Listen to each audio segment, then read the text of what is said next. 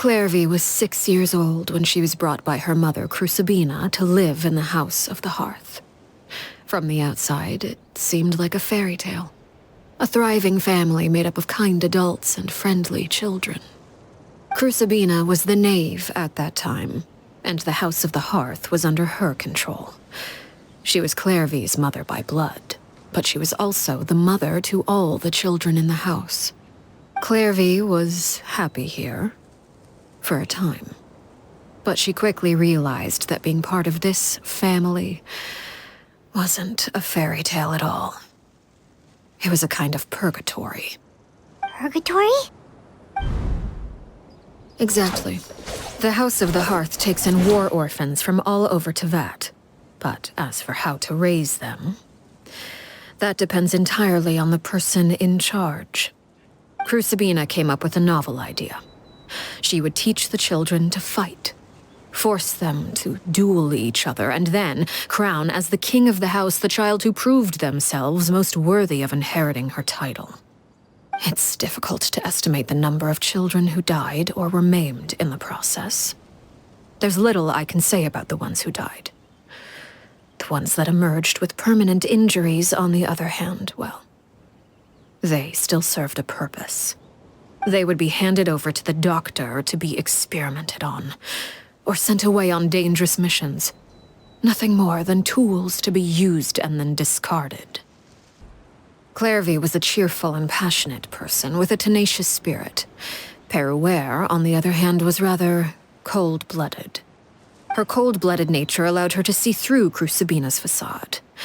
Yet, it was also this cold-bloodedness that prevented her from acting against it. At least at first. While Clervie longed for freedom, Peruere was convinced that, amid all the fighting and violence, she would make it until the end. Despite their differences, the two became fast friends, united by their knowledge of the truth. Clervie told Peruere that she hoped to create a real family, where no one would be killed or sacrificed. There may have been a certain naivete to her ideas, but Clervie proved her determination many times over. She tried countless times to run away, ask for help, or expose the truth. But her efforts only earned her beating after beating.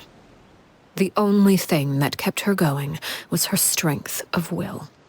Even with her body racked with pain, she would still stand on her tiptoes and open the window at night. She and Peruere would look out at the moon together, a fierce longing for freedom shining in her eyes. But one day that light simply vanished. Oh no. What happened? Her hopelessness resulted from a culmination of things. 10 years had passed. 10 years worth of failure after failure. She and Peruere weren't children anymore, but finding any chance to escape still seemed as hopeless as ever. It was during this time that Peruere suggested a new plan. If escaping was out of the question, why not take down the very person sitting on top of this throne of lies? Mother herself. Clervie rejected that proposal. She claimed that, as a famous harbinger, Crucibina possessed an unimaginable amount of power. Trying to kill her would have an incredibly low chance of success. Clervie never gave another reason, but Peruere could see it written all over her face. Clervie still thought of Crucibina as her mother. Killing her own flesh and blood was a line she couldn't bring herself to cross. If she couldn't escape and fight back, then only one option remained. Precisely. Death was the only way that she felt she could be free. It happened during a duel. When she arrived at the dueling ring that day, her partner turned out to be none other than Peruere, the very person that had stood by her side all those years. It was a fierce battle.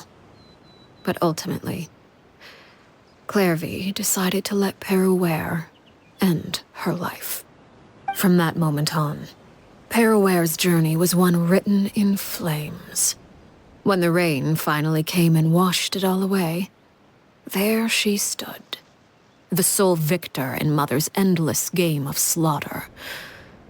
trail of corpses strewn across her path to success.